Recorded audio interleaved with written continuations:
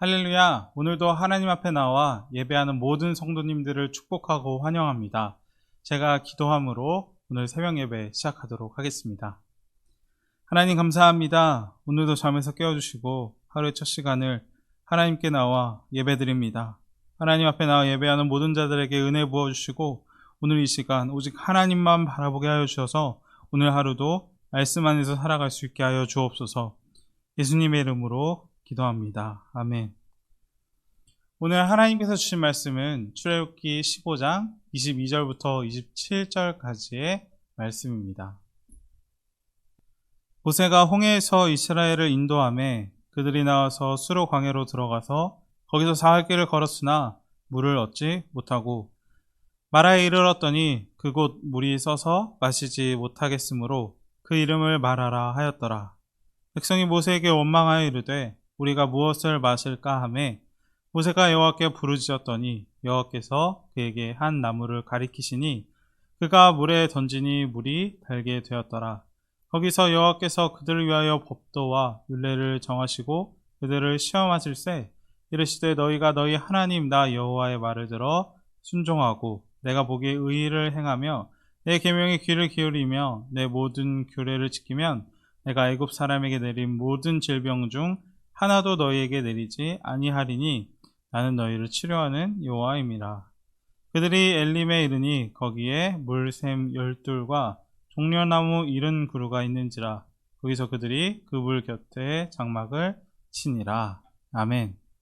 오늘은 저번 주에 이어서 출애굽기 15장을 보며 함께 은혜를 나누도록 하겠습니다. 이스라엘 백성들은 홍해에서 하나님의 능력을 경험한 후에 하나님을 찬양하기 시작합니다.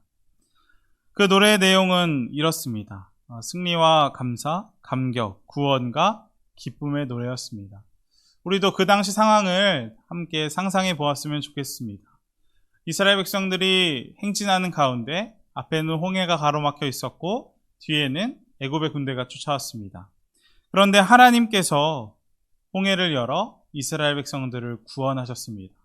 그리고 그 큰 하나님의 능력으로 쫓아오던 애굽 군사들까지도 다 진멸해 주셨습니다. 이보다 더 큰 하나님의 구원 능력이 어디에 있겠습니까? 그래서 이스라엘 백성들은 그 큰 하나님의 영광을 보며 찬양하는 것은 당연한 일이었을 것입니다. 그런데 안타까운 것은 무엇이냐면 그 하나님을 찬양하고 기뻐하는 것이 얼마 가지 못했다는 것입니다.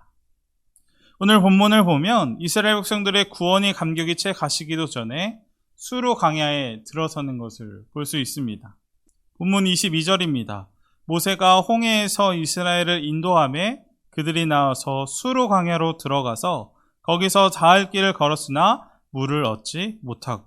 이제부터는 이스라엘 백성들의 신앙의 무대가 달라진 것을 확인할 수 있습니다.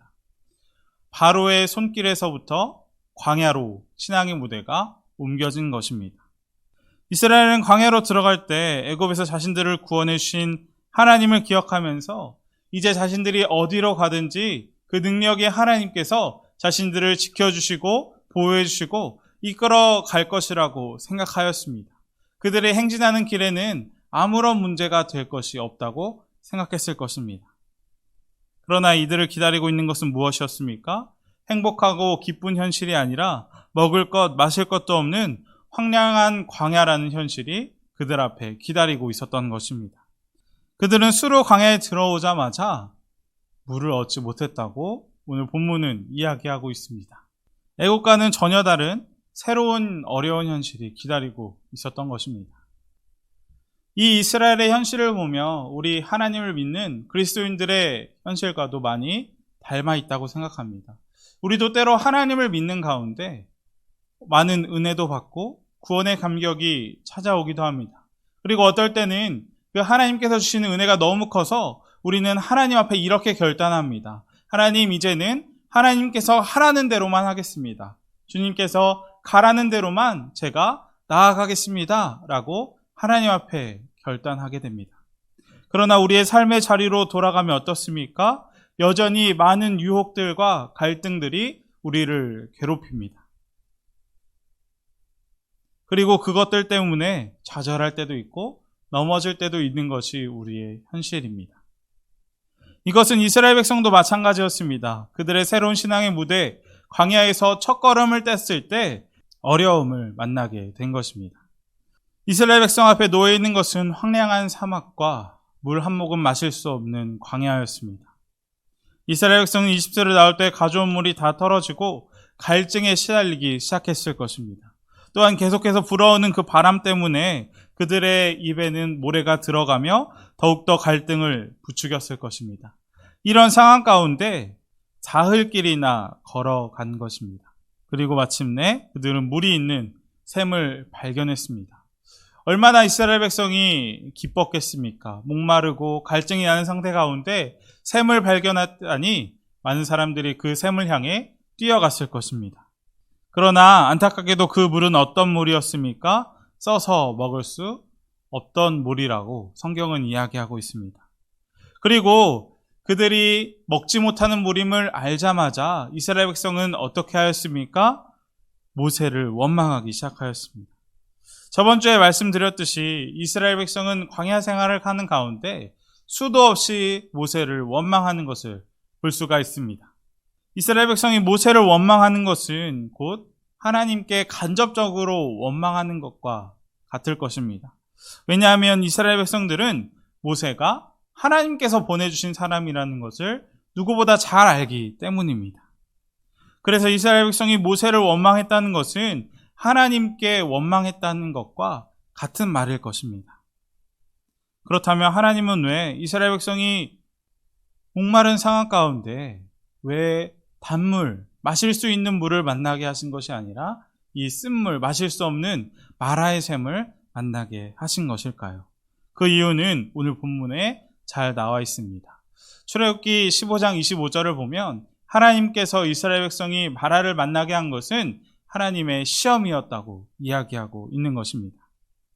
우리가 이 시험에 대해 잠시 생각해 보았으면 좋겠습니다. 성경에서는 두 가지 경우에 시험이라는 단어를 사용하고 있는 것을 우리가 알 수가 있습니다.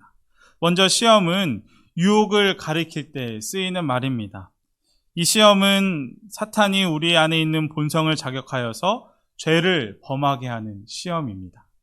이 대표적인 유혹 시험은 바로 사탄이 예수님을 광야에서 시험한 것에서 잘 나타나 있습니다. 사탄은 하나님의 일을 시작하려고 했던 예수님을 유혹하기 시작합니다.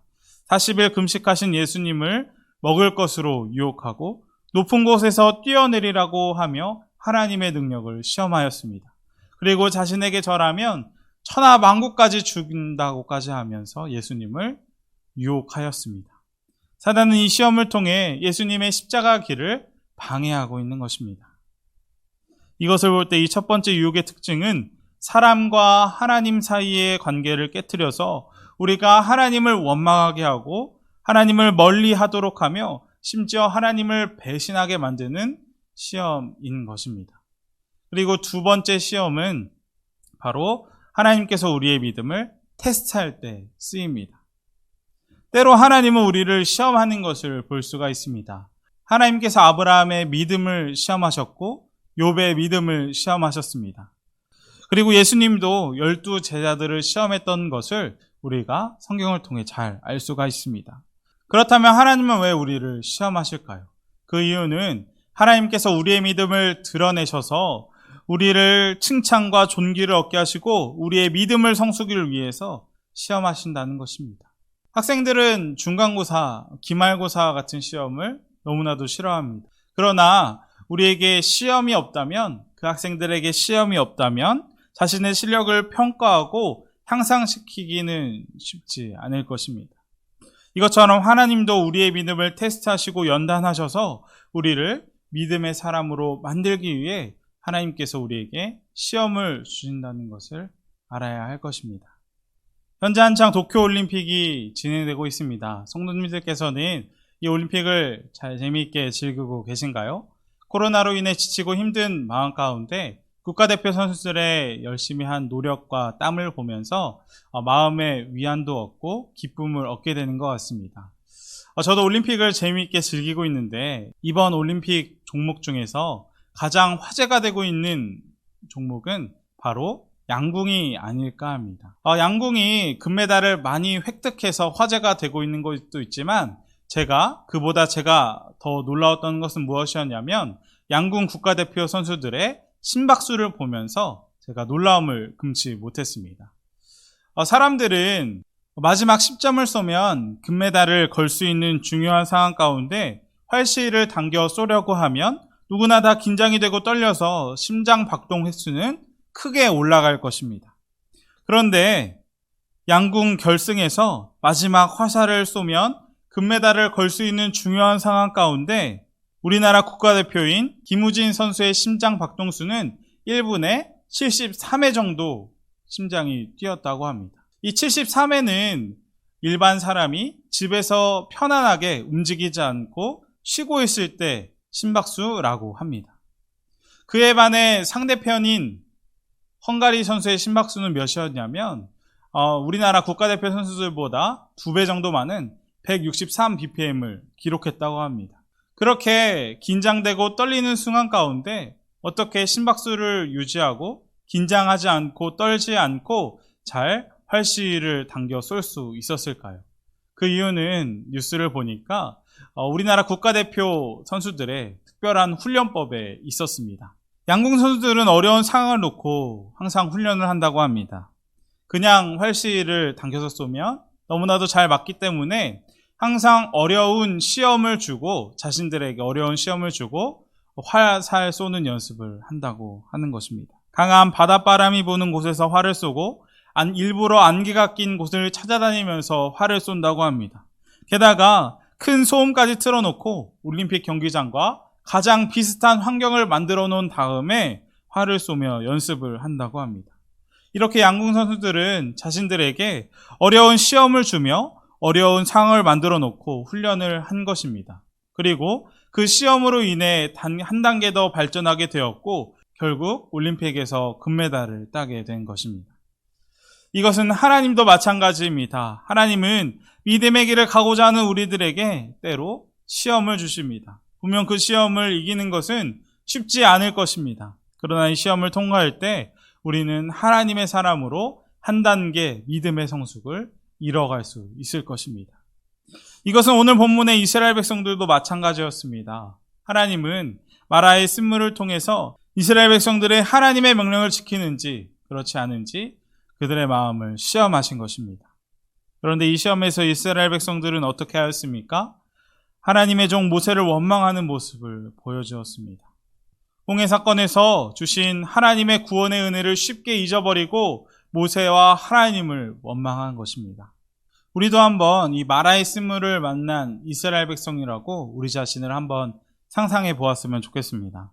앞에서 말한 것 같이 우리는 하나님을 믿고 세상 가운데 말씀 안에서 살아가려고 결단하기도 합니다. 그런데 그 결심을 가지고 현실로 우리의 삶의 자리로 돌아오면 어떻습니까?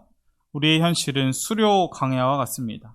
사흘 길을 걸었으나 물을 얻지 못하는 이스라엘 백성과 같은 현실이 우리를 기다리고 있는 것입니다.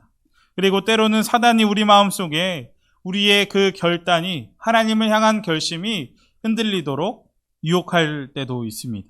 우리는 이 상황 가운데 어떻게 하겠습니까? 이스라엘 백성처럼 원망하면서 낙심하겠습니까? 아니면 하나님을 신뢰하기 위해 믿음을 견고히 서서 그 시험을 통과하시겠습니까? 우리는 시험이 닥쳐올 때 우리는 하나님의 시험을 잘 치러야 할 것입니다. 믿음이 있는 사람과 없는 사람의 차이는 바로 보는 눈이 달라지는 것 같습니다. 사도 바울은 너희가 믿음 안에 있는가 너희 자신을 시험하고 너희 자신을 확증하라고 말합니다. 그러므로 우리는 항상 우리 자신이 주님 안에 있는가 하나님 안에 있는가를 생각하며 시험을 잘 통과해야 할 것입니다. 이스라엘 백성의 원망 앞에 모세는 하나님께 기도했습니다. 그러자 하나님은 한 나뭇가지를 모세에게 물에 던지라고 명령하셨습니다. 그러자 그 마라의 쓴물이 어떻게 되었습니까? 다물로 변하게 되었습니다. 죽은 물이 생명의 물이 되게 된 것입니다. 그리고 하나님은 생명의 물을 마신 이스라엘 백성들에게 하나님의 계명을 가르치며 그들이 믿음에 서도록 가르치며 격려하셨습니다. 그리고 더 중요한 사실은 이 마라의 샘은 엘림이라고 하는 오아시스로 가는 통로였다는 것입니다. 하나님께서는 이스라엘 백성을 이 완벽한 엘림이라는 안식처로 인도하기 위해서 마라를 통과하게 하신 것인데, 이스라엘 백성들은 이것을 깨닫지 못하고 하나님을 불평하고 원망한 것입니다. 우리가 오늘 본문을 보며 한 가지 기억했으면 좋겠습니다. 우리가 믿음의 길을 걷다 보면 마라와 같은 고통을 겪을 때가 있습니다. 하지만 하나님은 그 쓴물을 단물로 바꾸시는 하나님이십니다. 또한 이 고난, 이 마라의 샘은 오히려 엘림으로 가게 하는 지름길이라는 것을 우리가 확실히 기억했으면 좋겠습니다. 그래서 어떤 시험이 오고 어떤 어려움이 우리의 현실 가운데 닥쳐오더라도 우리는 그 시험을 넉넉히 이길 수 있기를 축복합니다. 제가 좋아하는 축구 선수 가운데 이영표 선수가 있습니다. 이영표 선수는 수비수로서 묵묵히 자신의 역할을 잘 감당하는 선수여서 참 좋아했는데, 제가 예전 이영표 선수의 간증을 듣고 더 좋아하게 되었습니다. 이영표 선수는 하나님을 믿고 난 후에 자신에게 하나님에 대한 수많은 의문점들이 있었다고 합니다. 그리고 그 의문점 중 하나는 무엇이었냐면, 왜 하나님은 우리에게 시험을 주실까라는 의문을 가지고 있었다고 합니다. 예를 들면 이런 것입니다. 하나님을 열심히 믿고 있는 두 청년이 있었다고 합니다. 이 두 청년은 하나님 앞에 나와 열심히 기도하고 공부하고 봉사하고 정말 열심히 헌신했다고 합니다. 그런데 문제는 무엇이었냐면, 한 명은 원하는 대학에 합격했고 한 명은 떨어졌다는 것입니다. 원하는 대학에 합격한 친구는 하나님을 열심히 믿고 하나님의 축복이다 라고 이야기하면 큰 문제가 없습니다. 그런데 문제는 누구냐면 이 한 명의 떨어진 친구입니다. 똑같이 하나님께 열심히 기도하고 나아갔음에도 원하는 대학에 합격하지 못한 다른 한 명의 청년을 어떻게 봐야 하는지 고민이었다고 합니다.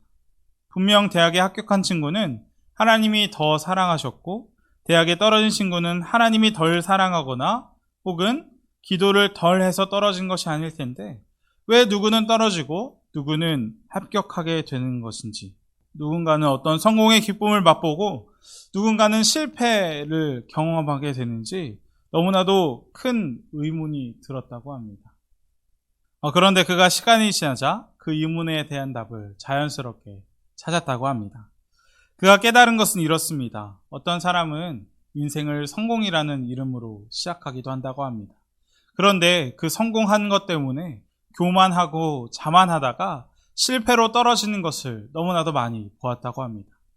그런데 또 어떤 사람은 실패로 인생을 시작했다고 합니다. 그러나 그 사람은 실패로 그냥 자신의 인생을 끝내는 것이 아니라 노력하고 힘을 써서 실패했지만 성공의 자리까지 올라가는 모습을 많이 보았다고 합니다. 이영표 선수는 이것을 보면서 성공으로 시작하는 인생이 실패로 끝나기도 하고, 실패로 시작한 인생이 성공하는 인생을 보면서 성공이 성공이 아니고 실패가 아니라는 것을 깨닫게 되었다고 합니다. 성공과 실패, 그 단어, 모습은 다르지만 모두 하나님께서 주시는 축복의 길이 틀림이 없다고 깨닫게 된 것입니다. 이영표 선수의 간증처럼 때로는 우리에게 성공이 올 때도 있고 시험과 어려움이 올 때도 있습니다. 그러나 엘린과 같은 기쁜 상황이 오더라도 교만하지 말고, 마라의 샘같이 쓴물이 나타날지라도 그것 때문에 낭망하거나 하나님을 원망하는 것이 아니라 오직 하나님만 바라보고 앞으로 나아갈 때 결국 그 광야를 지나게 될 것입니다. 그리고 그 가운데 우리의 믿음은 더욱더 성숙하게 자라게 될 것입니다. 말씀을 마치겠습니다. 우리 인생에서 마라와 같은 곳, 엘린과 같은 곳을 지나지만 또다시 이스라엘 백성에게 기다리고 있는 것은 무엇이었습니까? 역시나 기다리고 있던 것은 광야였습니다. 이들이 상황에만 초점을 맞췄다면 이 광야를 건너기는 쉽지 않을 것입니다. 그러나 하나님만 바라볼 때 광야를 잘 건널 수 있을 것입니다. 우리도 주님만 바라보며 우리에게 오는 시험을 잘 이겨서 하나님을 시원하게 해드리는 인생이 되기를 주님의 이름으로 축복합니다. 시간 기도하고 오늘 말씀을 마치도록 하겠습니다. 첫 번째로 기도할 것은 오늘 말씀처럼 우리가 세상 가운데 믿음을 잘 지켜나가기 원합니다. 어떤 유혹, 시험이 와도 그것을 잘 감당하여서 하나님을 기쁘시게 하고 그리스도의 향기를 내는 저희들이 되게 해달라고 첫 번째로 기도하도록 하겠습니다. 두 번째 기도할 것은 환우분들과 코로나19를 위해 기도하겠습니다. 하나님께서 저희를 치유의 손으로 만져주시고 긍휼히 여겨주셔서 환우분들이 치유되고 코로나의 확산이 퍼지지 않게 해달라고 기도하도록 하겠습니다. 마지막으로 기도할 것은 교회학교를 위해 기도하도록 하겠습니다. 지금 여름 성경학교가 진행되고 있습니다. 하나님께서 함께 하셔서 이 수련회를 통해서 우리 교회학교 학생들이 믿음의 성장을 이루어지게 해달라고 함께 중보하도록 하겠습니다. 기도하고 말씀을 마치도록 하겠습니다. 하나님 감사합니다. 이 새벽 마라의 쓴물을 보며 우리의 신앙을 돌아보았습니다. 때로 우리의 삶의 자리가 광야 같을지라도 오직 하나님만 바라보기 원합니다. 인생의 단계마다 우리에게 치고 들어오는 크고 작은 시험 가운데 굴복하지 아니하고 하나님만을 바라보며 오늘도 믿음의 걸음을 신실하게 걸어가는 저희가 될 수 있도록 성령님께서 우리와 함께하여 주옵소서. 예수님의 이름으로 기도합니다. 아멘.